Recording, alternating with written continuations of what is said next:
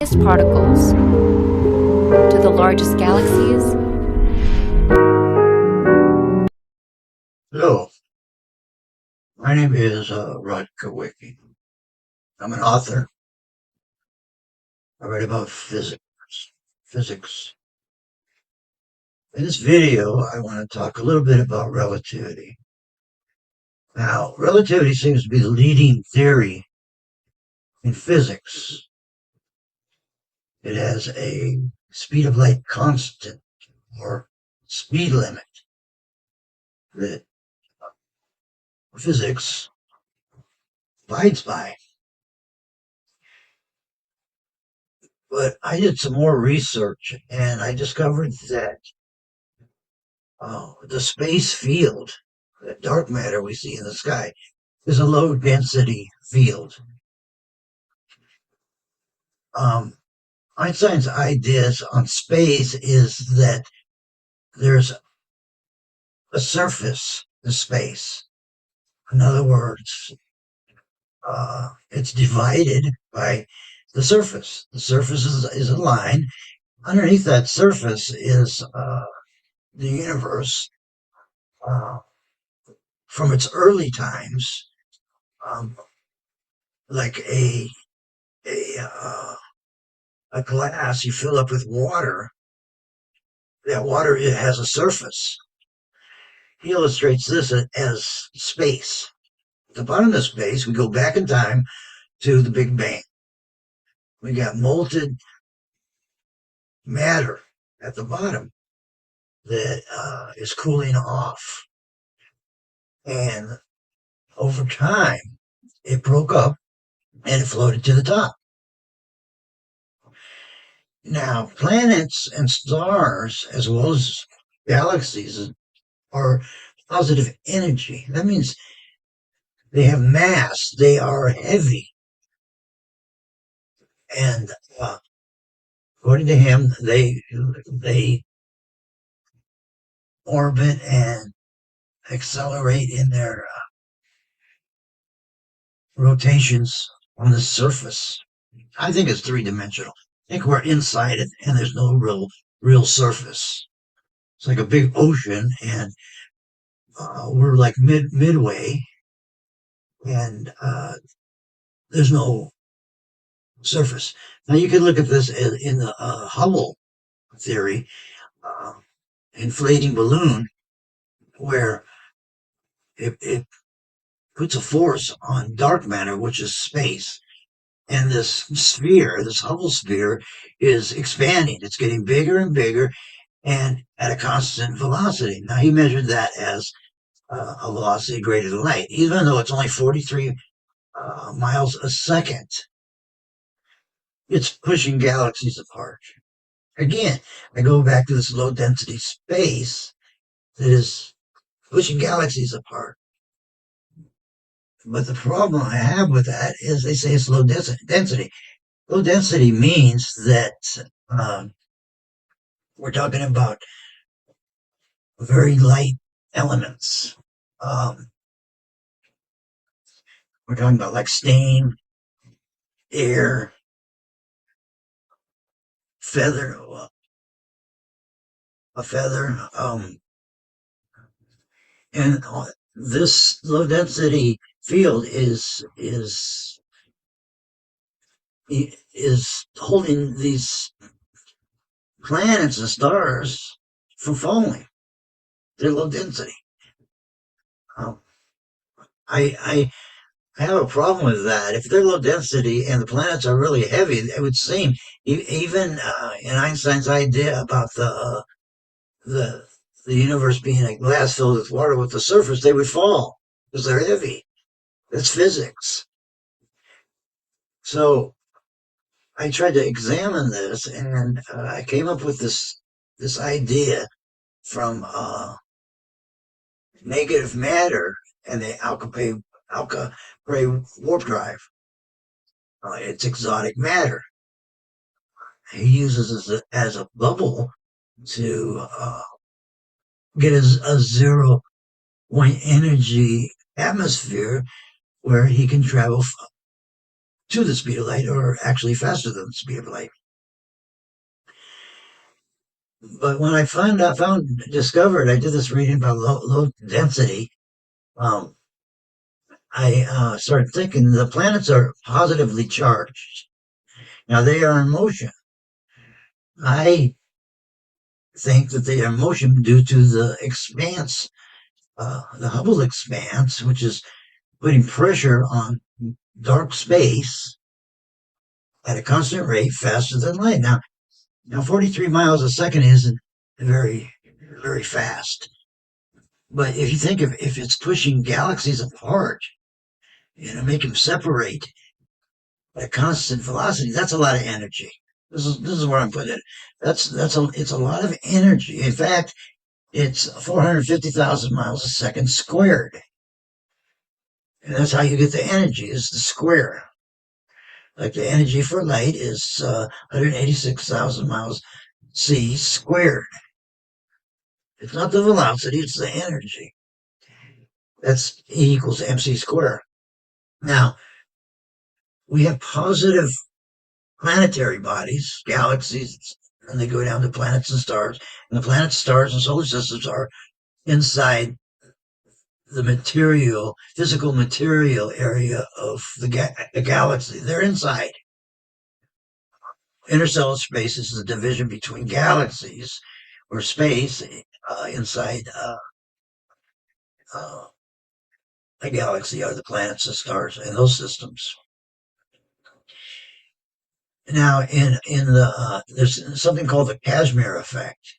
Casimir effect has to do with two positive plates of matter being laid together, but for some reason there's still some space between them. Now, Isaac Newton, in Newtonian physics, um, states that similar matters don't connect. It's like having two positive magnets. They repel each other. That's why there's space in the middle. But what is that space? They did no real experiment to find out. They tried to discover what that was and to measure it and as a negative energy, but it came out to be empty space. It came out to be empty space because there's no way we can measure negative energy. So I went to theorize that if all the planets are in motion and are generating energy, they're made up of energy, they repel. Now there's a space in between. Between that is the path of dark matter, or empty space, the vacuum. Well, that momentum, uh, the way Newton's laws work, is actually exotic negative matter, or a negative charge caused by similar positive matters, which are the planets and stars and galaxies. Now, relativity and physics say that space is a low charge, and or it's no charge, it's empty, it's a perfect vacuum. But let's say it is a negative charge. And the Hubble sphere is expanding it like a balloon. It's the center of space, and it's continually expanding, putting pressure on space. And I've already told you how much pressure that I've calculated as using our physics here on Earth, our planet. Now, there's a step that I have. It's in my videos. If the mathematical reality about masses and velocities and acceleration, but the sphere is expanding up and putting out a force, a large force, 450,000 miles a second squared. That much pressure. So you can figure around its edges or its atmosphere that it's pushing on space and creating waves, big waves, and that's my idea of why the planets and stars are mobile, why they have momentum and motion. Now, I went further, and a lot of space experiments go into the element of the ocean, how things work in the ocean, how fish move, and things in the ocean that would accelerate, and they are slowed. Water is slower than gravity in space, and gravity on the Earth is greater than the space because they have defined it as a low energy. But I came up with this idea about uh, positive matter, which is our planet, creating a negatively charged speedway in the center. Now, if everything's moving from the Hubble expanse, we're moving too. So we don't experiment experience the momentum of motion. We are in it, and then we are deeper in the atmosphere of our planet. Um, positively charged mass in the ocean is is neutralized. It's in the ocean. If you were to take a wire and go down into a pool or in the ocean, uh, try to make a spark by having a negative ground. The negative ground is actually the ocean itself. This is why it floats, depending on how much mass it is. Now, masses have energy, which means they have weight. This is where I'm going with this. They have weight. They are high density, and space is low density. So how can space keep things in motion? I mean, how can it keep from falling into Einstein's cup of water? He says it floats. Well, how does it float if they are high density in a low density atmosphere? I don't get it. And then I found out or discovered that anything in a negatively charged space is grounded. It's grounded by the space around it. Um, the matter energy in the planets and stars, the sun, are positively charged particles.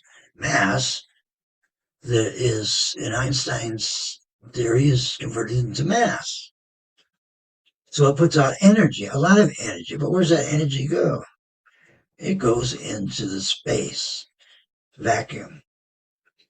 It absorbs it, neutralizing the mass so it has no weight. So we have weightlessness in space, uh, galaxy stars. But when we have momentum, that raises the amount of energy past the negatively charged, the line in the center from positive and negative. So it's neutralized. The same thing happens to a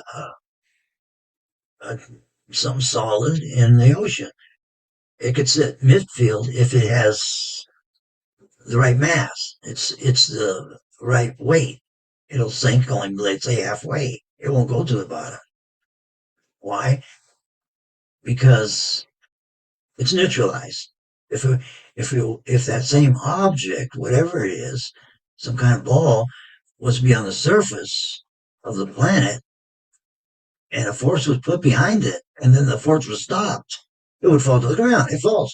That's why I'm saying, why do the planets, stars, and galaxies, why don't they fall according to relativity? I don't get that. And then if the Hubble sphere is expanding, and they say it's a low density field, absent of energy, um, how does it keep the planets, stars, and galaxies falling into the bottom of Einstein's glass. So I made an assumption. Uh, it's positive matter is neutralized. Now, it depending on how much energy the mass has, determines how much area in the space or the ocean in that object um, is sucked up by the ground, which is negative space, or in the ocean, it's the water that's absorbing part of that energy relative to its mass. So it floats, let's say, midstream, in the middle between the bottom and the surface, and that has the energy that is grounded has a certain area that its length is relative to that energy. What I'm saying, if you have a positively charged chunk of matter, whatever it is, and you throw it in the ocean, or it's in the ocean in Spain, you won't feel the electrical charge at the United States. There's a perimeter to the amount of mass, and the governing mass is our planet, or any planet, star, or galaxy. So this is how space works. It's low density, but it's a ground force, negatively charged, that neutralizes the energy, or the current of that energy. Now, the current of that energy is, they say it's neutralized when on Earth with acceleration. It increases to what? Gravity. If there's no gravity in space, the energy of a moving mass accelerating is also absorbed. So we have weightlessness in space with moving objects, a spaceship, whatever. So I wanted to put this video out to try to explain what I'm talking about more when I'm talking about space, the element of space. Now you won't see that, read it. It's not in the textbooks. It's not. Relativity is taught in universities, but it does have flaws. So the universal speed limit is exempted. So again, we're in the 21st century and we have a new blunder in physics. So I hope you understand what I'm talking about. Now, in Einstein's time, when he wrote his book on special and general relativity, there was only 5 people in the world that knew what he was talking about, that understood it. And it's taught. Now, if you look at the university texts on this and the experiments that with the people at the University of Princeton where he taught relativity, uh, you know the background of it. I've been searching relativity for a long time. Well, I wrote over 12 books. They're on Amazon, and uh, I'm nobody else wants to find any debunks in relativity. So I'm kind of going that way. And this is just another one made in the 20th century. I hope you like my video. My name is Rod Kowicki. Thank you. I want to add to this video. Now, after viewing what I've already said in that first part of the video, matter, or the energy from matter, is absorbed in a vacuum. It is a vacuum. Space is the ground.